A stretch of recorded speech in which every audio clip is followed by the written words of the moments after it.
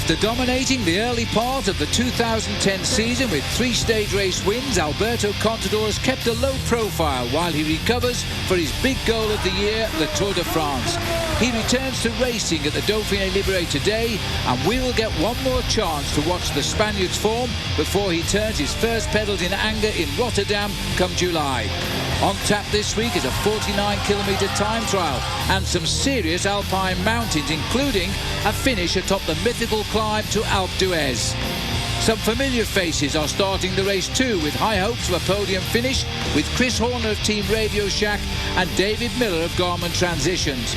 With a good result, Horner is looking to solidify a spot in the Tour de France, while Miller aims for a confidence-building podium spot before La Grande Boucle. A lot of questions will be answered soon as the 62nd edition of the Dauphiné Libéré gets underway next on Versus.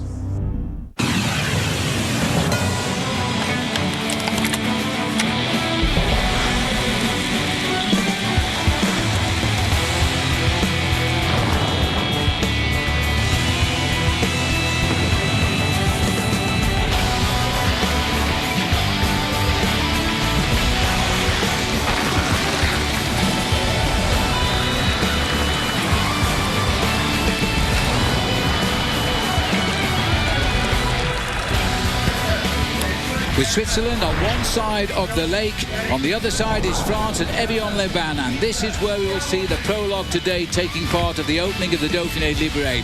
Welcome everybody to Epic Cycle Sundays presented by Michelob Ultra. I'm Phil Liggett, alongside me is Paul Sherwin.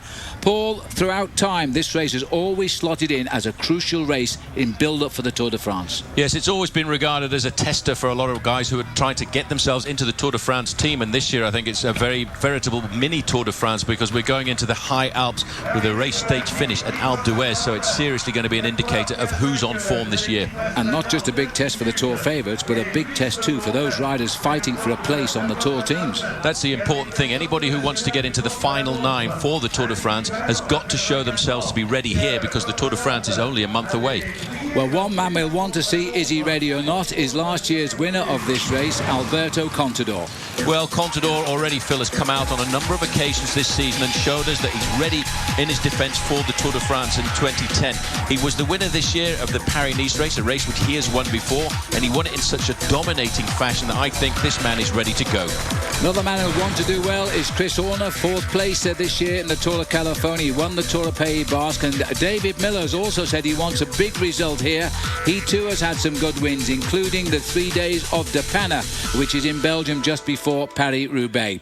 Well, the route they face today, Paul, it is a tough one, but the Prologue sets it all off. Well, it certainly does. It's a difficult Prologue time trial as well, because halfway around the course here there's a rather nasty little climb, but I think it's all going to be about the descent away from the top of the Chemin de Chez Constantin, because down on the descent there are a couple of tricky little corners and there is a rising tailwind, so it's going to be an extremely fast finish. This is the story so far, as Jani Bakovic has set the best time of the day. He's been in for a little while now, 8 minutes 39 seconds for the time trial champion of Slovenia. And this is a good ride for him, Paul. A great ride for him early on, one of the early starters, Phil, a time of 8:39, 7 seconds faster than Remy Poriol at second, and Grech in 3rd place at 8 seconds, but that's a massive advantage. And Grech, by the way, is riding for Team High Road HTC Columbia, and in fact was the World Junior Time Trial Champion back in 2004. Frankly, hasn't done a lot since, but he's now on Team High Road at HTC Columbia. We'll expect more from him. Let's go out on course now then, as we catch up with the riders here. This is the Roman C car out on course, wearing the colours of Euskaltel Euskadi, which is the Basque cycling team from Spain. This man is a Basque cyclist from France. He won the World Under-23 title this year, Paul, and he settled in very quickly with this team. No, he's a great bike rider, and he is the Under-23 World Road Racing Champion, as you said, but he's become a very integral part of this Euskaltel Euskadi team. And here I think he would really like to show us why he wants to be in this team, because this team is the team that we enjoy seeing in the mountains. So looking then at Seacar, he's out on course, but I don't think he'll upset the rhythm so far. Patrick Grech was the rider who still holds the best time at Midway, but it's Janis Brakovic who climbed up from 7th fastest at Midway into the leader's position at the finish. That 8:39, I think, will take some beating. The 97th Tour de France is just around the corner now, and Versus has teamed up with Map My Ride for the 2010 Le Tour Challenge to benefit the American Diabetes Association Tour de Cure program. The Le Tour Challenge is your opportunity to ride alongside Lance and the other top pros in the 2010 Tour de France. Sign up today at mapmyride.com/TDF. Get out and ride on the days of the Tour and compete to win the Le Tour Challenge leader jerseys. Also, every participant is eligible to win thousands of dollars in prizes in random drawings held after each stage of the Tour. And we're still here with Roman Seacar, and first season as a pro, he won his title in Mendrisio, the Under-23 World Road Race Championship. He'll have a lot of supporters here. He doesn't actually speak the Basque language, he speaks French, but he comes from the Basque village just to the other side of the Pyrenees. I'm not sure what the name of the village is, to be absolutely honest. Not too far away from the small town of Espelette, which actually is right up against the border of Spain in the Pyrenees over towards Cambo-les-Bains, just inland from Biarritz. Rival here, Sebastian Langeveld, coming in now, and 30th place for Langeveld. He was 40th at the Midway check and has improved quite a lot. I'm finding the riders are coming home a lot quicker, but the Midway check is after the climb, which is round the back of the course here in Evian-les-Bains, which is a casino town, by the way, and first stop for the Swiss when they come out of their country, heading to gamble a few bob down the road. Yeah, I think the reason the riders are coming in faster is there's a rising tailwind in the second half of the course. They're going out into the headwind. Once they go over the climb, which has now just been topped fastest by the rider Grech, and that will be a new lead, and he could possibly find himself in the King of the Mountains jersey at the end of the day, because that is a categorized climb at a fourth category. And the best time of 4 minutes 30 seconds by Grech. He's only 34 hundredths of a second quicker at that point than Christophe Riblon, but that's enough to give him the King of the Mountain jersey for tomorrow when we go out onto the open roads with quite a long stage tomorrow. The riders going down to Saint-Laurent-du-Pont, 191 kilometres, and then it's a week of racing. The riders in the event, don't forget, are not just racing here to get a result in a Dauphiné. They're racing to impress their teams for a place on the Tour de France squads. This is the overall situation at the moment. René Porreol coming in from Cofidis. Good ride. It held the lead for a short while because Brakovic was off just behind him. Grech coming in after them both and slotting in into third place. Yeah, but Brakovic's time at half distance, Phil, he was only the 14th fastest rider. He really came back very quickly from the top of the climb. That's the important thing about an individual time trial like this. You have to know how to dose your effort to perfection. And obviously Brakovic, as champion of his own country in the individual time trial, knew exactly how to do that. Well, there's the time over the top of the climb there. 4 kilometres to go down to the finish, and we're a little bit concerned about the weather. The Tour of Luxembourg today was reduced on its final stage in Luxembourg because of bad weather, but it seems that Lance Armstrong has finished third overall, so a good start for him in his contest to get a top position for the Tour de France. All right, well, it's time for a quick break, but when we come back, we'll have a closer look at the American Chris Horner of Team Radio Shack. See you in a moment. I think the shot for me making the tour with Radio Shack is pretty solid. So if my form is as good as it was last year, it should be a done deal. Back to Epic Cycle Sundays, presented by Michelob Ultra. Now, one rider hoping for a big week here is the American Chris Horner. The Radio Shack rider is nearing the end of a great career and wants nothing more than to land a spot on the team's Tour de France roster. Chris Horner, then, is the subject of today's Michelob Ultra Athlete Profile. But every time I look at Chris Horner, this man has done so much with his cycling career, and yet it hasn't quite got the recognition he really deserves. He is a magnificent bike rider, and he really is putting on some power here. 2009 for me was definitely a roller coaster year. With the selection for the Tour de France was definitely devastating. But I've lived through that with Olympics and stuff like that, so nothing was more devastating than missing the Olympics in '96 and a few other times since then. So the tour was a big hit. It doesn't change my confidence. I know the form's there, so as long as the politics are on my side, then we're good to go. But I think the shot for me making the tour with Radio Shack is pretty solid. So if my form is as good as it was last year, it should be a done deal. And as well, Chris Horn has come across this gap. Well, this will at least maybe even move him up the overall classification, but you know that Horner himself, this is a very good move. I think they get the most out of me here with Radio Shack with just looking after Lance and looking after Levi and Claude. I mean, those are our three leaders for sure on the team. They've proven it year after year that they're on fantastic form, and so my job is just to be really good for those guys. And when they're not there, then I get the green light to go for the win. Of course, maybe you're a little tired by then, but nonetheless, it's pretty obvious where my role is.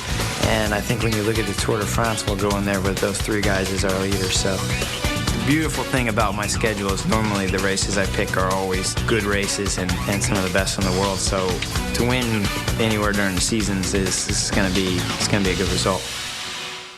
Well, this probably is his last chance to get in the Tour de France. Last time was 2007, Paul. He finished 15th. Yeah, he's been robbed of his chance of getting into the Tour, really, because of illness and injury. But this year, the form has been there all the time. I mean, a win in the Tour of the Basque Country is a very important indicator that he should be in the Tour de France team for Radio Shack.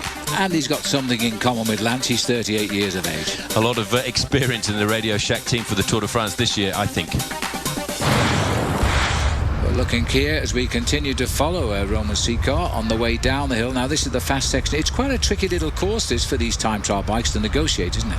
Yes, it is. But I think later on, a lot of the guys have actually been training since early on this morning, because they closed down the time trial course at around about 11 o'clock, and riders have been going round and round this course as part of their warm-up, making sure they know just exactly what sort of speeds and what lines they can take around the corners. Well, no results of note yet for Roman Sikar in his first full season as a pro, but he is a very young rider and he's got plenty of time ahead of him. He certainly finished on a high note. His victory coming in Switzerland for the World Championships in Mendrisio. And it was a particularly good World Championships for the Swiss, and it was quite an interesting coincidence there, because the last time they were held in Mendrisio was 1973, and the winner then was Régis Evian, who'd just come off winning the Tour de l'Avenir. And this rider, Roman Sikar, goes and gets his world title in Mendrisio all these years on, and he came off winning the Tour de l'Avenir, which is the amateur, we've always called it the amateur version of the Tour de France. Well, the Avenir means the race of the future, the race of the young and up-and-coming hopefuls, and that's what this guy is. He really is. He could very well be the next big thing for French cycling, and it's been a long time that France has been looking for a great new star. You have to go back a long way to Bernard Hinault to see the last time they actually won the Tour de France. Well, one of the riders we won't be seeing too much today is Tommy Danielson, because Tommy Danielson pulled from the race. He's been slightly injured, and he's decided he wants a little bit more rest time, but he is going to turn up in the next week's Tour of Switzerland, where he'll be riding on the same team as Lance Armstrong. His third place finish will, in today's Tour of Luxembourg, will really give him a boost. So as we continue here to follow Roman Sikar, best time is still Brakovic at the finish house. The epic cycle continues as Michelob Ultra presents the last stage of the Dauphiné Libéré, a final tune-up for the Tour de France next Sunday at 3 Eastern. And then the journey begins for 21 days. The world's best cyclists race in the most epic race ever. The Tour de France itself begins July 3rd at 11:30 a.m. Eastern Time, only on Versus. Well, the order is always in the reverse order. Now, the director sportifs of the teams do place the riders in the order they like to see them come. The last man to go will be Ruben Platzer of Case de Pan. I don't think he'll break any records down there, but the last guy to win this race, Alejandro Valverde, for the last 2 years, is now facing up to a long suspension following the business with Operation Puerto, and so his teammate Platzer will get last place. But it's the man second last to go will be Alberto Contador. Third last to go, Paul, Denny Menchov. He might be a big surprise this week. We've also got David Miller, who is saying that he wants a podium place by the end of this week. That'll be a tough call. Well, I'm not sure that it's that tough a call, because we've got a very long individual time trial, and David Miller coming off a fairly good ride at the Giro d'Italia, and a 49-kilometre time trial probably makes him feel that that could give him the advantage. But there are two massive big mountain top finishes that could go against David Miller. Let's not forget as well, and not too long to go, we'll see TJ Van Garderen riding for HTC Columbia. He's a guy who I think will be looking to ride very well in this event this week. I think you're right. He's a stage race rider, and he was riding well in the Tour of California, and I think he will go well this year, and especially during this week of hills, which will suit him.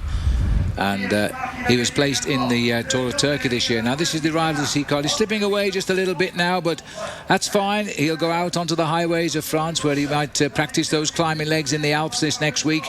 And Romain Sicard slipping down just outside the top 50. 56th in the end for him. 31 seconds off. He actually slowed down, and one of the few that has, in the second half of the race. He was 41st at the midway check. He comes over in 56th position. Yeah, but Philly's a young rider. He doesn't yet have a lot of stage races in his legs, and he will get that little bit of extra power when he's been a professional for 2 or 3 seasons. What I think is going to be more important is to see just how he performs when we go into the big mountain passes, because I think he'll be quite spectacular, and he will, as always, be supported by a very aggressive Euskaltel-Euskadi team. Into the start house again now as the riders continue to go off, and this is the Leaky Gas rider, Sylvester Schmidt. And this team is having a terribly successful season with all of their riders around the world. They rode well in the Tour of California, but they absolutely wiped out the podium. Well, almost. They had first and third in the recent Giro d'Italia. Schmidt himself rode well in this race last year. He claimed the 5th stage, which finished on top of Mont Ventoux, and that was something to say. And it was a big win for a strong man. It was a huge win for this man. On that occasion, he was being chased by Alejandro Valverde and Cadel Evans. Cadel Evans opting out of this race this year. He needs to get some recuperation after his Giro d'Italia, and he probably won't come back to race until he appears at the start of the Tour de France with his BMC squad. Yeah, it's a bit disappointing there for Cadel, but I understand entirely why he can't be. He's tired after a tremendous campaign in the Giro d'Italia, but you know, he's been second overall in this race for the past 3 years. Just a little nudge and the win would be there. And one of the only riders actually returning to the race from inside of the top 10 last year is in fact Alberto Contador. And Contador himself says he doesn't think he can win this race, but just looking at the profile and looking at the competition, I just think he cannot win this race. He cannot not win this race. I know what you're saying, because the field is great, but it's not the best field. I think we've got to be honest here, and it's going to leave a lot of room for some surprises, I think, as they start to try to impress those director sportifs that they deserve a place on the final 9 riders who will be named to the Tour de France. Remember, it's Dauphiné Libéré and the Tour of France, and the Tour of Suisse rather, which are the 2 big selection races now for the Tour de France itself. Well, the guys who will go up against Contador, obviously, are Denny Menchoff, who starts 3 from the end. He will be looking to try and home tune his form for the Tour de France as well later on. Also, don't discount Chris Horner, because Horner's had a fantastic season this year, and he's not had too many mishaps out on the road. And of course, Sammy Sanchez, the Olympic champion, he always rides well in this kind of race, and he will look to try and beat Alberto Contador if he can. Well, as we follow Sylvester Schmidt at the moment with our cameras here out on course, the lonely back of the circuit just now. The situation down at the finish is Janis Brakovic is the best time, 8:39. There is a rising wind now, that might stand. Remy Poriol is second, and Patrick Grech is in 3rd place.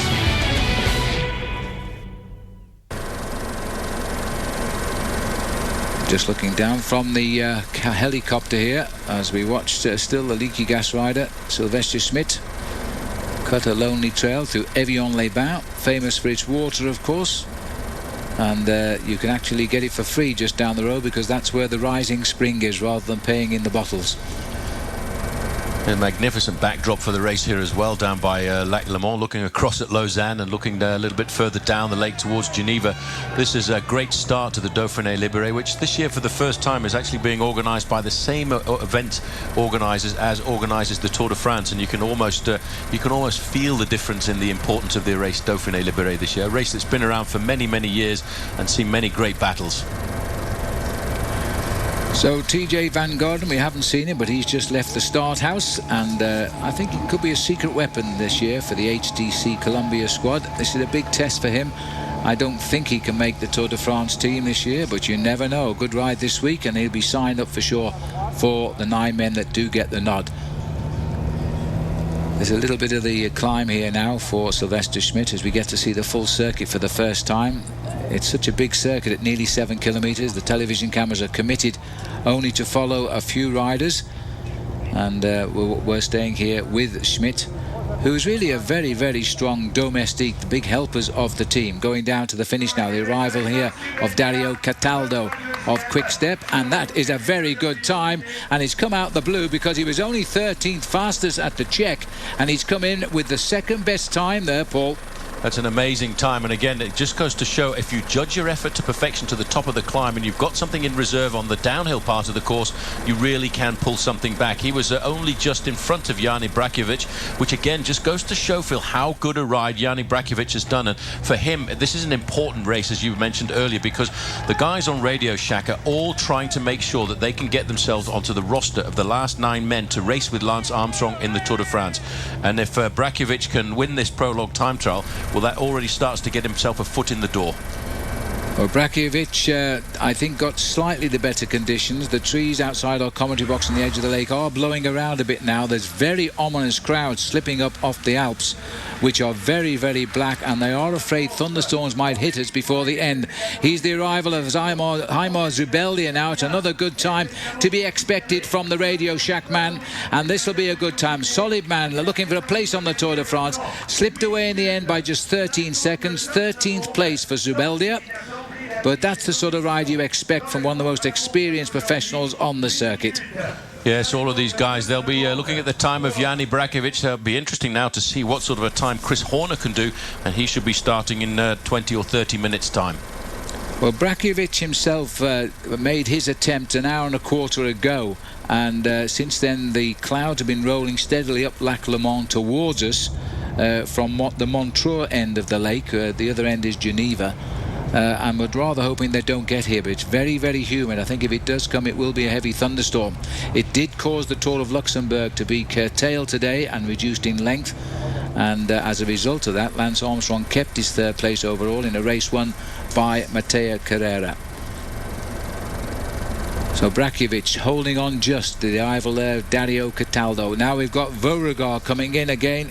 He's slipping down the list a little bit, but nonetheless, the French are having a good start to their season. The Français des Jeux rider. And this is Benoit Vaurenard. He slipped over the 9-minute mark now, so that'll put him well outside. Slipped very rapidly once you go through 9 minutes. 49th place for Vaurenard. And Brajkovic still leads this race ahead of Cataldo and Poriol.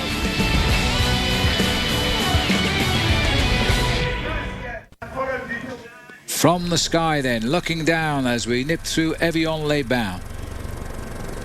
We've just seen the finish of Benoit Vaurenard, and no surprise there, he's not noted as a top time trial rider. We're still waiting now for the arrival of Sylvester Schmidt, who won't be too long. He's got to over the hill. He's on the slightly easier section of the course now, but very twisty and very difficult. This is the champion of France here, Dimitri Champion. Great name for a champion. He's not champion in the individual time trial. The title he won was in the road race, but he's ridden very well so far this season, and he'll be somebody trying to ride, I think, a high place in the overall standings once we get down to the end of the Dauphiné Libéré. Just getting himself inside the top 40 there, 38th time, but he's lost 25 seconds. Yes, more tomorrow perhaps when he'll be inspired. He pulls on the tricolour jersey as the French road racing champion. He's had no wins this year, but he got 5 last year. He was on a small Brittany team, the Bretan Schuler team, and those 5 wins, including the road race title, meant that the team AG2R, which is a Pro Tour team, offered him a contract. Sylvester Schmidt still sprinting along here. We've got no information on him at the check, coming through just at the moment. Now this is the part of the course where he drops away on the slip here. He's gone through in 36th place at the check, 11 seconds off the leaderboard, which is still being led there by young Patrick Gretsch of HTC Columbia. Yeah, that was a time of 4 minutes and 30 seconds. You get a chance to see this is really a very quick run-in on the way back from the top of the climb. The riders coming down very rapidly indeed. Just going through the check, TJ Van Garderen, also of the same team as Gretsch at HTC, has gone through with the 5th best time. If he can build on that, we might have a surprise at the finishing line. Well, that's a good ride. He's got himself about 5 or 6 seconds faster than Yanni Brackovic, but Brackovic finished very, very quickly indeed.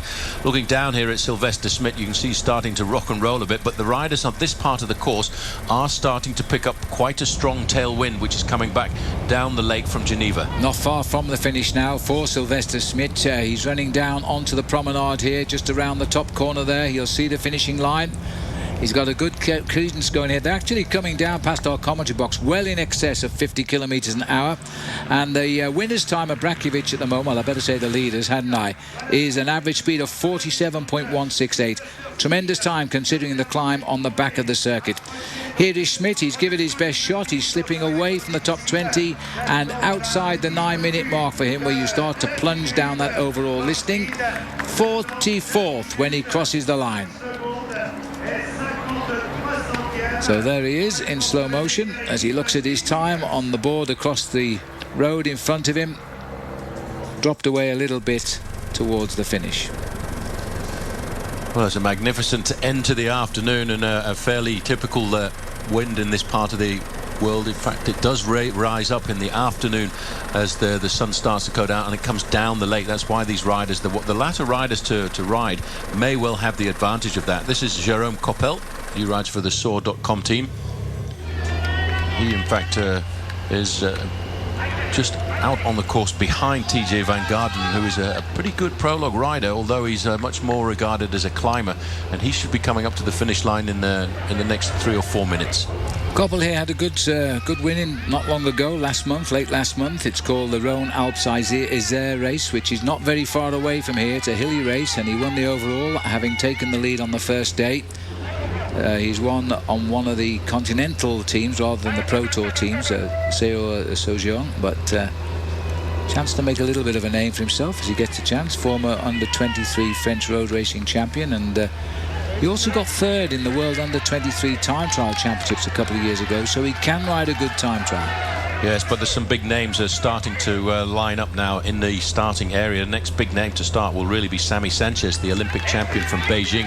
Now, he can sometimes ride a good time trial, although this one may well be just a little bit too flat for him.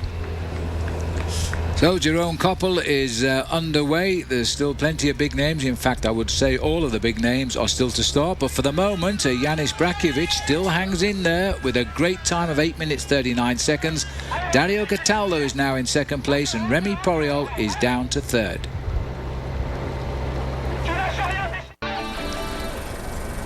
Well, as we look down here, the hard-working rider here, Jérôme Coppel, as he continues for France. Nothing on him yet. He hasn't got to the midway check, so we're not sure what's doing. Still, it's Patrick Gretsch best time there. Riblon is in 2nd place, and as we go now to this is Van Garderen. Now look at this time here, 8:39 to beat. This might be a big surprise here as Van Garderen has put his head down. He will see it off the bend. This could be a new best time for Van Garderen as he hits the line. It is 8:36.14. Well, he's gone faster than Yanni Brackovic there by 3 seconds. He was well up at the half distance point there in 5th place at 4 minutes 32, and he obviously had the power on the way down to the bottom here, so that has raised the bar now. TJ Van Garderen from the United States and HTC in the starting house now. It's the Olympic champion in the road race, Sami Sanchez. Well, I have to say I'm a little bit surprised in this quality of a field, but he's delivered there because he went through with the 5th best time, and he's now moved in to the top slot with an excellent ride of 8:36. Well, that really was a little bit of excitement for us here. HTC Columbia going right up to the top of the leaderboard there, going ahead of Yanni Brackovic. Bearing in mind that Yanni Brackovic is the national time trial champion of his own country. That's a great performance by TJ Van Garderen. Well, he rode for the Rabobank Continental team, which is the build-up team to the main teams, and HTC Columbia certainly saw something in him to sign him up this year. He finished 5th in the Olympias Tour, which this year was won, by the way, by Taylor Phinney of the United States. Virtually eclipsed everybody else in that race, and I suspect next year he might be riding for Lance Armstrong's Radio Shack team.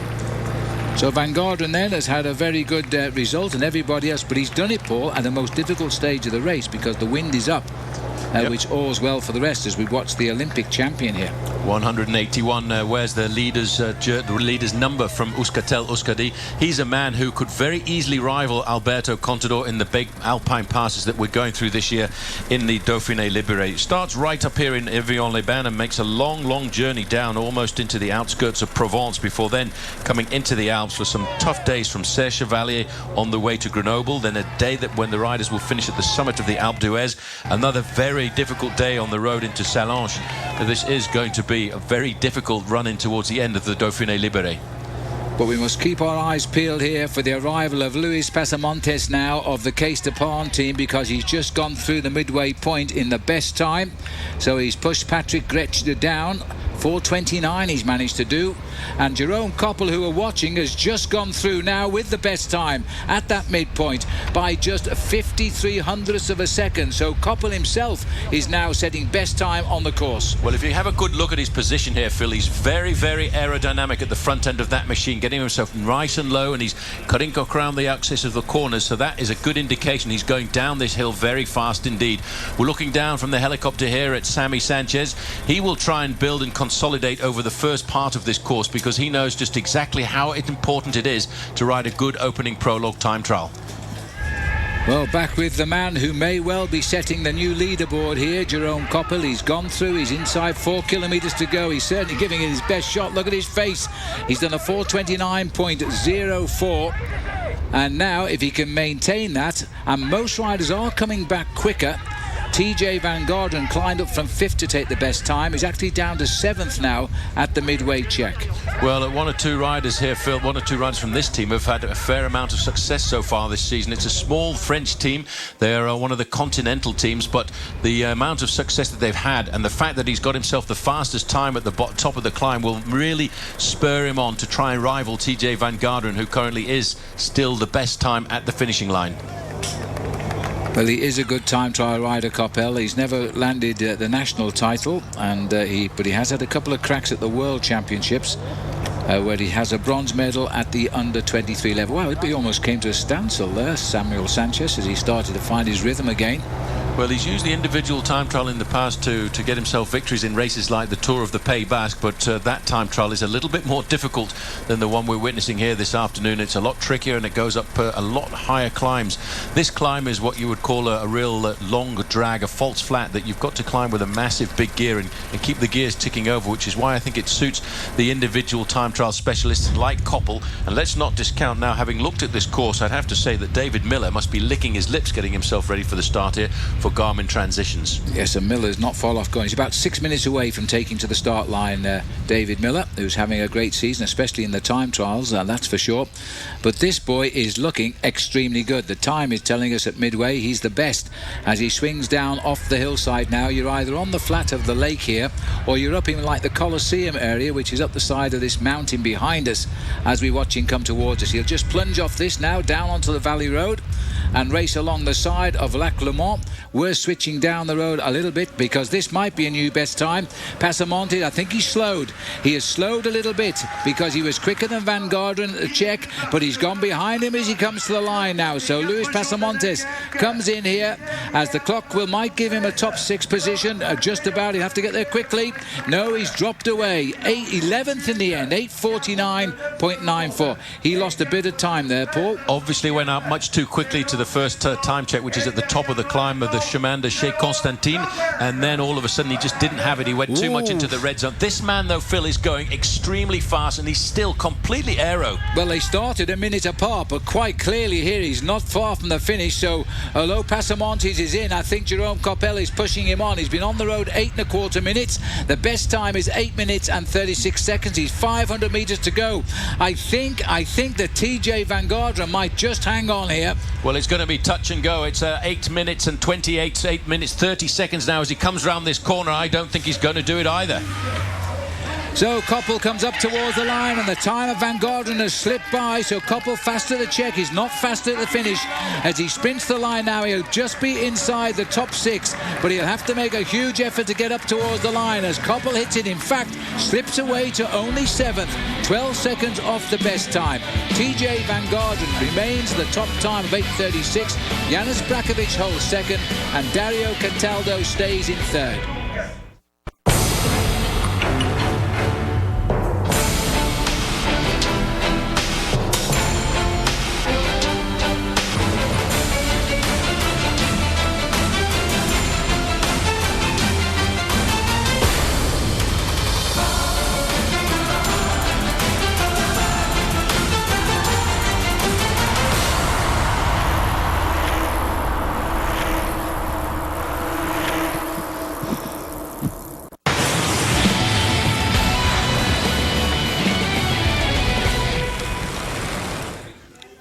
Well, we're looking at the legs here of Samuel Sanchez, still out on course, but they don't look to be going quite quick enough to me.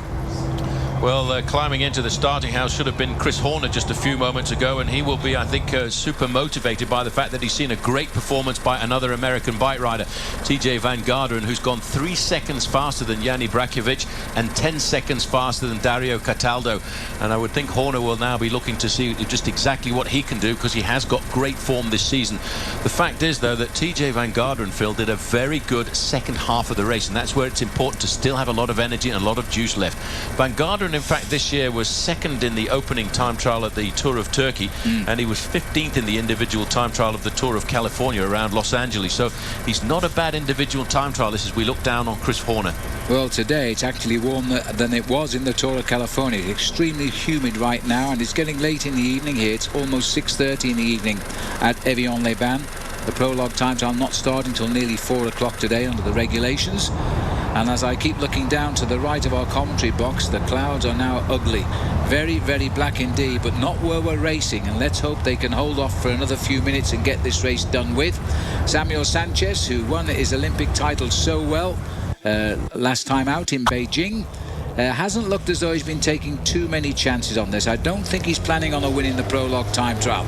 We might see him in action, though, midweek as we start to go up the mountains of the big climbs. We've got 2 mountain top finishes midweek, including Alpe d'Huez. Pierrick Fedrigo has gone through the check in 34th place. I thought he'd have been a little bit better than that. 9 seconds off the best time of Koppel. But in fairness, not so far away from Van Garderen, who came in best over those last 4 kilometres. And this is him coming in now as we speak. So he's going to be down the pan. He's already outside 9 minutes. Yeah, former French national champion. He was very much courted by some of the international teams during the winter transfer season, but decided to stay on board with his French team B-Box Bouygues Telecom. And he has really faded in the second half of this time trial. 69th place.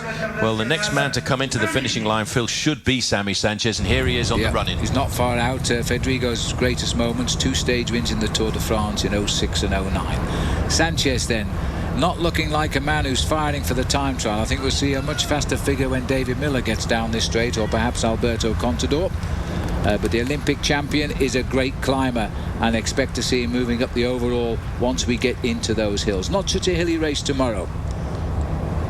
David Miller, he's up the road to our right. He's in the start house as this boy comes into the finish. The finish is about 25 metres before the start house where the riders are leaving. And Sanchez will have time to put his brakes on. A lot of time by the look of it, because he really is going to be down the long listing here. No, he really has faded over the second half of this course, and he's actually lost a huge amount of time that he's going to have to try and pull back in the mountains. 33 seconds down in 65th place. Just gives you an idea how great that performance is by the young American TJ Van Garderen. As we continue to look down here now, this is Chris Horner underway, the Radio Shack rider, and I think it's fair to say, Paul, we are expecting a great week out of him. I certainly am, and it's the kind of race that should suit Chris Horner. He's going to probably be one of the leaders of the squad as we go out to see David Miller. Now, Miller has said that he feels that he can get a podium in the Dauphiné Libéré this year. He's a specialist in the individual time trial, but he does prefer the longer individual time trials. This short short effort, normally I would have thought, Phil, would be too much of a violent effort for David Miller, who's getting on a little bit as a professional cyclist. But the fact is, coming straight off the Giro d'Italia, he'll have a lot of form and a lot of strength in his legs, and that could tilt the advantage towards him. Well, he's had a great season. He was right up in the overall classification to start with in the Giro, but he fell away, and in the end he took a little bit sick. But Chris Horner now out on the course here is having a stellar season at 38 years of age, and he wants a place on the Tour de France alongside Lance Armstrong. And we're watching him now from our helicopter here, who pans him away. He's out on course. David Miller is also on course, and here he is. Well, Miller's had a great season this year. You know, this is probably one of the best seasons he's had, and he got himself a first big overall stage victory, the first that he'd had for a long time, and that was in the 3 days of La Panna. Christian Knies coming in here, the German. We had breakfast with him this morning. He stayed in our hotel, and we expected a good time from him. Mind you, he's not learned yet that the eggs in France aren't cooked when he took it to the table. The lady ran over and then told him it wasn't cooked. He had to put it back in the water. Anyway, 14th place for Christian Knies there. That's a very good time, I think, to be expected from him. He's a very good time trial rider. But will he match this man here? TJ Van Garderen holds the lead. Miller has got to take him on here. The Garmin Transition teams and the HTC Colombian teams are great rivals. They're both American squads, and Miller is aiming at TJ Van Garderen's 8:36. Nothing come through at the midway check on any of the riders out on course. Christian Knies was faster than Van Garderen at that check and has come home slower. Again, it just goes to show how important it is when you ride an individual time trial like this, Phil. You've got to dose your effort over the full length of the course. Now, if you go out very quickly on this first 4.5 kilometre climb, you can push yourself much too hard into the red zone, and you're not able to recover towards the end. But TJ Van Garderen obviously meted himself to the top of the climb, and he had plenty of energy left to pick up the gas and pick up the speed on the run down towards the finish. Miller now is starting to get up towards the summit of the climb. Yes, this is the tough part of the course here, that sharp right. He climbs steadily above Evian-les-Bains over the climb. He's at 5 kilometres. He tops the climb at 4 kilometres to go, and then he starts to plunge down to the finish. So he won't get his time yet for about another minute or so. Still, Jerome Coppel, amazingly, is holding best time at the check, and yet it is TJ Van Garderen at the finish, which is where it counts. That's where it is the most important now. David Miller getting himself down. The reason he puts his head right down into the middle of his arms there in the middle of the handlebars is to make the front end of his bike as aerodynamic as possible. Well, there's the big plate that Miller's not in now because he's on the climb. He'll be heading up towards the check very shortly, but there's still no doubt about the overall. Van Garderen, Brakovic and Cataldo, they've done their best today. Just look at the back here of Dave Miller now as he continues. He's not far from topping out the hill. He's about 400 metres, and then we'll get some idea of what time he is doing. He's shooting for the 4:29 at the top of the climb. Geraint Thomas of Team Sky comes in. Brilliant time by the former world track champion. Geraint Thomas, just managed to catch him, didn't we? Very, very quick. He's come in there, I think, Phil, with the third fastest time. So that was a very impressive performance by him. 8 minutes and 44 seconds, but still 8 seconds behind the American rider from HTC Columbia, TJ Van Garderen. Well, that's a good result for Geraint Thomas here. He's won a lot of titles on the track, world champion in the team pursuit on a number of occasions. He's held the world record in the four-man team pursuit, now making his way at just 23 years of age. Just had his 24th birthday, in fact. Here's the time check here now. We'll see what comes up on the screen as Miller has gone over the top. I don't know whether you caught it there, but it hasn't come up on our computer yet. Let's watch Samolo, Bratislav Samolo, down at the finish. Well, we're waiting now to see what the time of David Miller was at the top of the climb, but it's not really all that important, because what is important for David Miller is to have big form on the way down the descent. So David Miller's time, not yet come, is in fact off the list. That's why we didn't see it. He's 27th best time, but it's only 8 seconds off the time of Coppel, and a lot closer, of course, to the time of TJ Van Garderen. But a little bit disappointing there. Well, he's obviously gone out fairly confidently, and he's actually probably held a little bit back because he knows, and he's been looking at the way the riders have been going on the descent and realises you can really pull a lot back on the descent.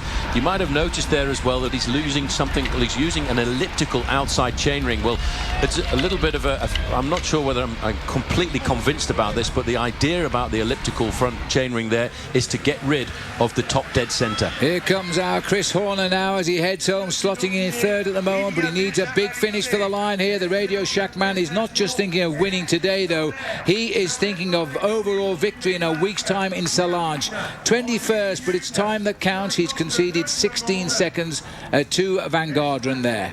Well, that just goes to show once again, Phil, the form that this TJ Van Garderen has come to the Dauphiné Libéré with. We're now back on the shoulders here of David Miller, a former world time trial champion, a great specialist at this event. But as I've said, I think he'll be much happier over the 49-kilometre distance individual time trial later on in the week. But he does know that now, if he can pick it up to 55 kilometres an hour or so on the run in towards the finish, with this rising tailwind, then he's got a very good chance of clawing his way a little bit higher up than his 27th place at the half distance point. I think Miller will have saved something for the way down here, because it's a lot of downhill now. 3 3/4 kilometres of very fast riding. Miller could pull big time back here if he can do that. Christophe Lemervel is coming up to the line now. He's also a very good time trialist, and the time is reflecting that. He's not losing too many seconds today. Could be a big threat out on course. Christophe Lemervel heading home, and a nice effort by the Frenchman. And 27th, again conceding 21 seconds to Van Garderen, who really has done a great time. Well, TJ Van Garderen, Paul, is stunning everybody right now. Has he timed it right? We've still got Alberto Contador to go, and Denis Menchov, and even Vladimir Gusev is starting near the end.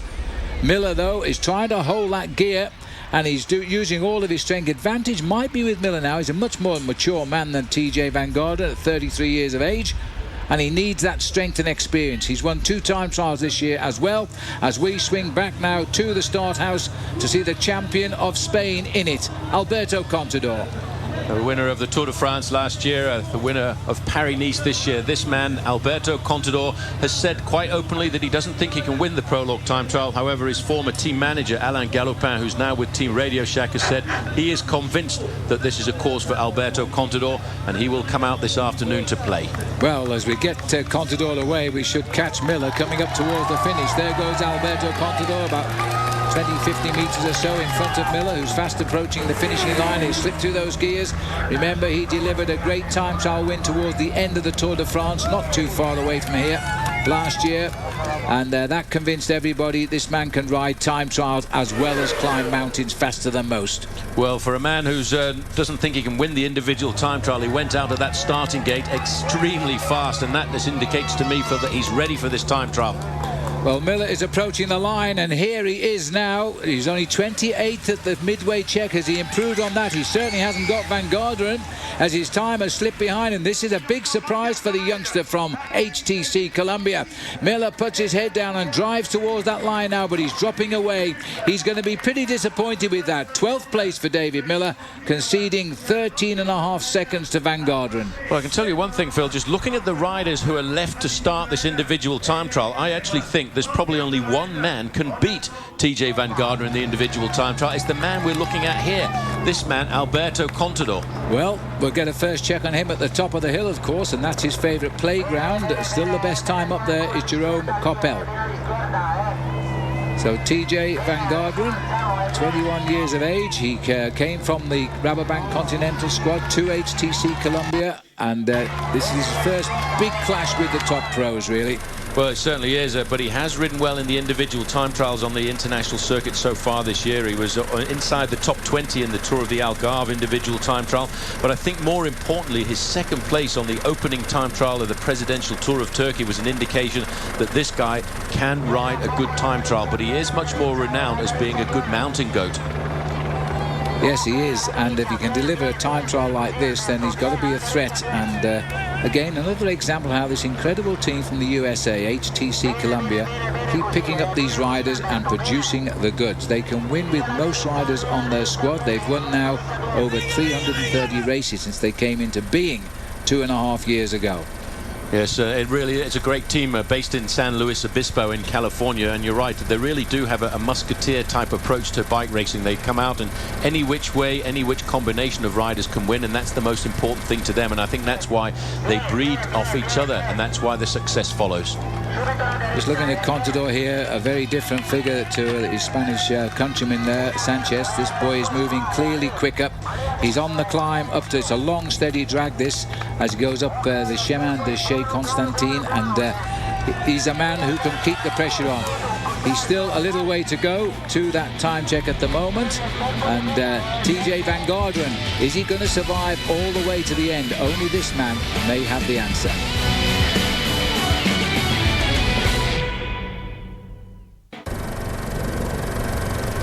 As we look at the wheels here being turned on the red shoes and yellow as the champion, time trial champion, Alberto Contador, not far from that time check now. You might just have noticed there, just at the back underneath the rear forks are his brakes. They're put under the bottom there to try and, again, keep the bike as clean as possible at the rear end, because it's at the rear end of the bike actually you get much more turbulence, which is why the riders are using a full solid disc wheel, and that reduces the drag at the back of the machine. This man, Alberto Contador, spent a lot of time during the winter months trying to find his most aerodynamic position while still retaining all of the force that he needs to ride along at 50 kilometers an hour. All the remaining riders are on course now. There's only one behind Contador, Ruben Platzer of Team Case de Paul. I don't think he'll upset the boat today. Not noted as a big time trial rider. Word gone to the finish now to watch Jaroslav Maric come home from Saxo Bank. And it's not a bad time. He'll just be outside the 9 minutes as he comes up. Van Garderen sees another man ticked off. This could be a sensational victory for the youngster here, because Maric only goes in 32nd position. No sign yet of Contador. There he is, and he'll be not far away now from that checkpoint. Well, look at the cadence he's got. That's obviously something he picked up from watching Lance Armstrong. Armstrong became the master of the cadence. There's the time check at the top. The fastest time so far is still Jerome Koppel at 4 minutes and 29 seconds. Top of the climb is 4 kilometers to go to the finish, and 4:25 I think that's going to be. Well, if that's the time. Officially. If that's the time, Paul, he's gone clear at the top by 4 whole seconds. We'll wait for a computer to confirm that, but that was the clock on the right side of the road there. There's only 6 riders left on course to finish now, and Van Garderen is going to be shaking in his boots. He's teetering on the brink of his greatest win as a new pro, but we're waiting to see now the time. Denny Menchoff has gone through with a very poor time, down in 38th place, but Alberto Contador is confirmed first at the check by a whole 4 seconds. That is incredible. 4 minutes 25 seconds, the fastest man so far at the summit of the Chemin de Chez Constantin. Now, has he got the power to go down to the finish? I would expect this man to keep going faster and faster. This is reminiscent very much of the individual time trial around Monaco at the start of the Tour de France last year. Yeah. A climb up to the midpoint and then a very rapid descent down to the finish line. Just slightly less technical, I guess, on not quite just narrow road, but you're right, it can be compared. And Alberto Contador here, the man who's been spreading the word not to count on him for a big performance this week in the Dauphiné Libéré. Nobody believed him, think least of all us. Well, I knew he would come out here to race it, and as we said earlier, Phil, this race is so difficult, it's going to be very difficult for anybody not to go ahead of Alberto Contador. Jürgen van den Broek coming in now as he races up towards the line for Omega Farm Lottery. The Belgian rider just getting in 26th place. Good solid ride nonetheless. Time is what counts on a stage race, added up all over the days of racing. He's lost just a few seconds there. 19 they'll be rounded up to on TJ Van Garderen, but I think there's a new leader on the way.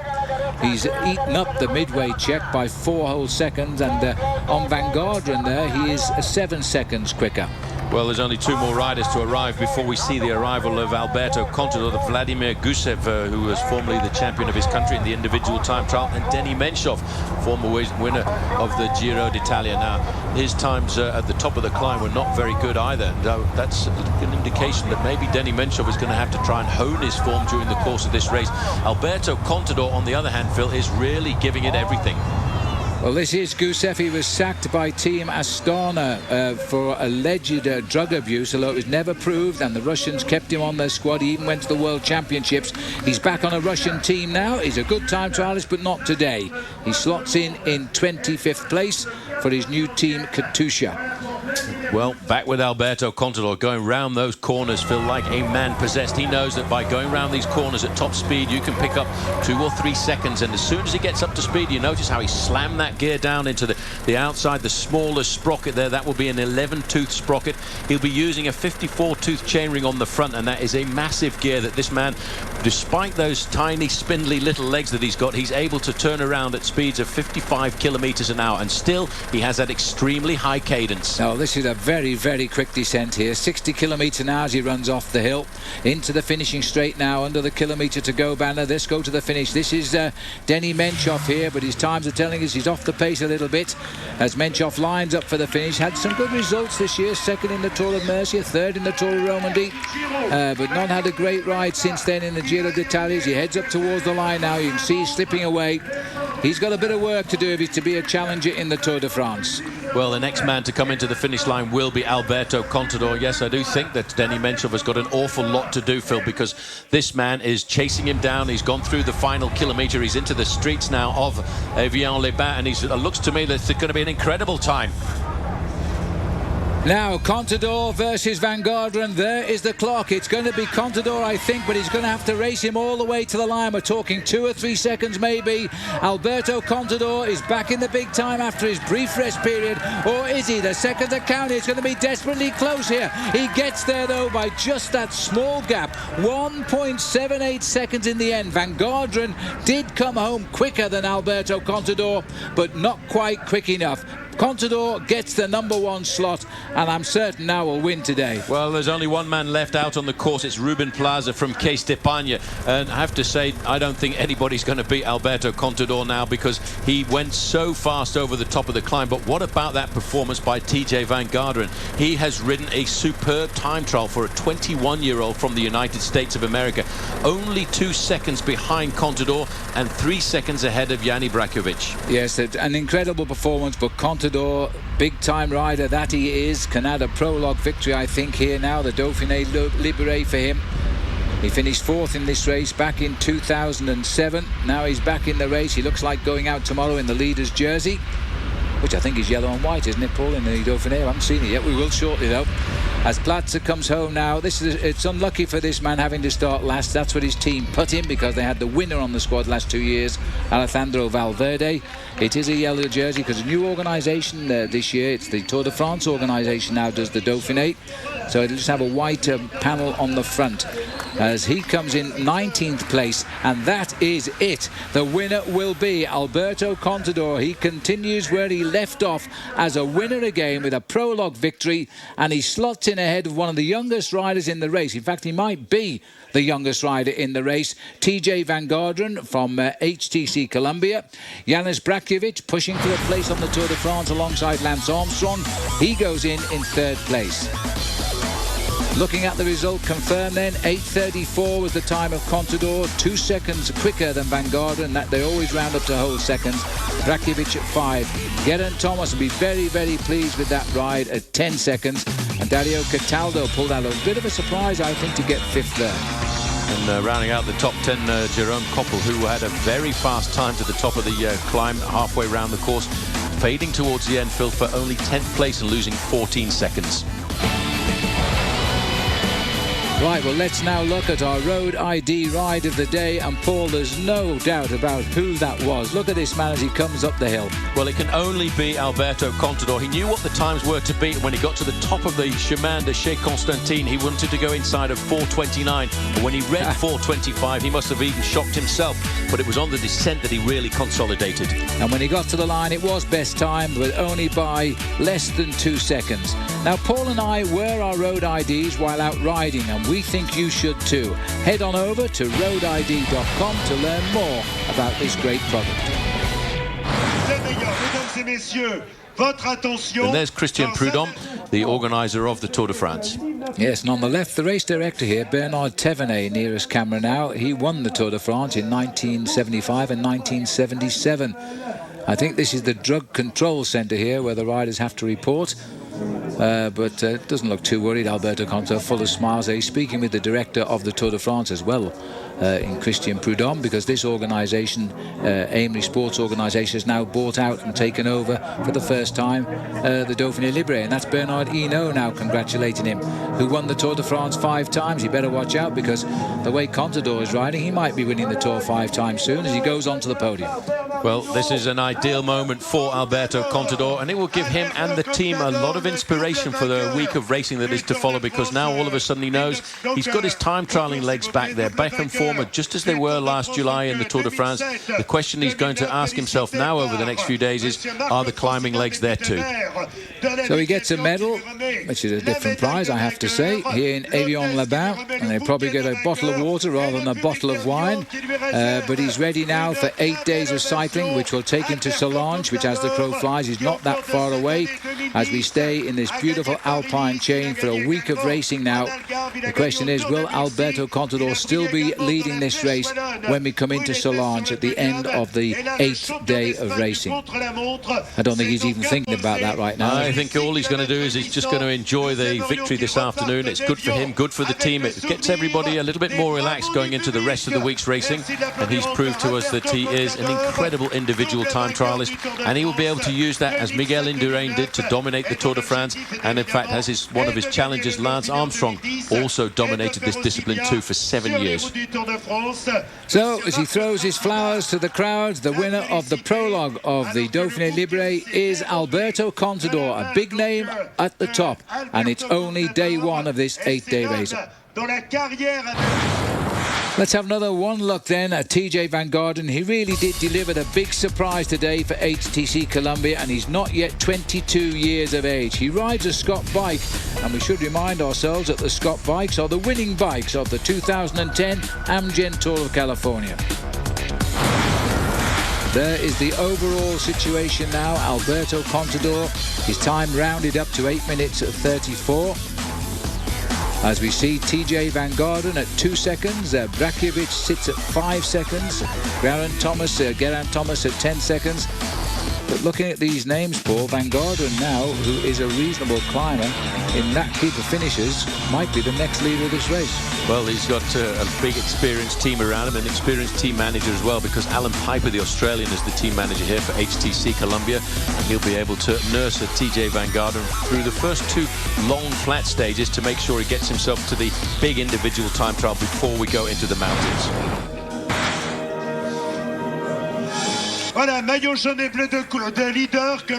So he's back on board now to pick up the maillot jaune. This is Alberto Contador, and there is the yellow jersey, very similar to the Tour de France, because it's the new organisation and owners of the Dauphiné Libre. As he now pulls on the yellow jersey, he'll have to defend that. He's got a few seconds advantage, that's all. Just 2 seconds advantage over TJ Van Garderen and a further few seconds over Yanni Brakovic. But that's the yellow jersey of the Dauphiné Libre with the blue stripe across the middle, which has been its position for a number of years. But the line's an addition, because that's what every winner of a stage of the Tour de France is very proud to get. The Credit Lyonnais line. And Alberto Contador, very popular with this organisation because of his 2 victories in the Tour de France.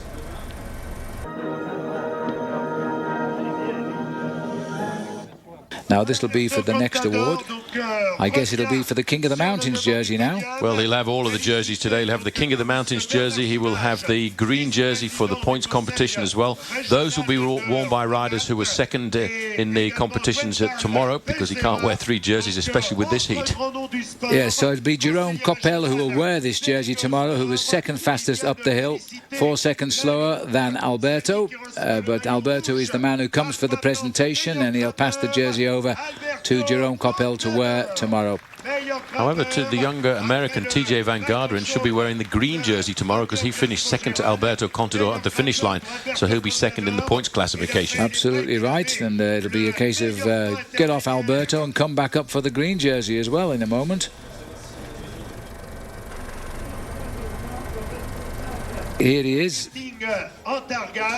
Well, for a man who said he wasn't coming to this race to win, that's a fairly big smile, Phil, as he's taken a clean sweep of all the jerseys in the race this week. And those will get distributed, and they'll probably change tomorrow, because more than likely one of the sprinters will have a chance to get himself a stage victory tomorrow. The first 2 stages are not extremely hilly, they're fairly undulating, yeah. So it should lend itself towards a bunch sprint. Alberto Contador then wearing the jersey that will be given over to TJ Van Garderen of HTC Columbia for tomorrow's stage. He's not 28 years of age, this man, until December this year, and he's won 63 races in his career. But of course, what he is the big stage race winner, the Grand Tour winner, having won Italy, Spain and indeed France on 2 occasions. By the way, he's only the 5th rider in the world of cycling to win all 3 major Grand Tours. So he's a superstar in his own right, and he's got off to a perfect start today. Well, Contador is being interviewed in Spanish, but let's hear what he's got to say, and Paul Sherwin's going to tell us. Hay un lago como aquí y como sobre el Tour de Francia el año pasado hay una victoria de And very much like last year, the time trial is around a lake. Is that to your advantage? Es un sitio, un lugar increíble, la verdad que estamos disfrutando mucho del sitio en el que estamos, pero bueno, no siempre que hay un lago se puede ganar. Alberto, las piernas funcionan y la bicicleta también, la nueva bicicleta. And you're asking about the new bicycle. The new bicycle was extremely good. Una bicicleta con la que quiero hacer test, no he entrenado apenas con ella. I've not really tested out very much. And it seems to me that it was good. I had no idea how the form was going to be. Que tienen que estar en el mes de julio, pero mira, una contrarreloj que me iba bien. But it's not yet the month of July, and that's the important thing. I wanted to try it out. Mucha velocidad y mira, he conseguido ganar, pero bueno, eso no quiere decir que esté en condiciones de ganar la general.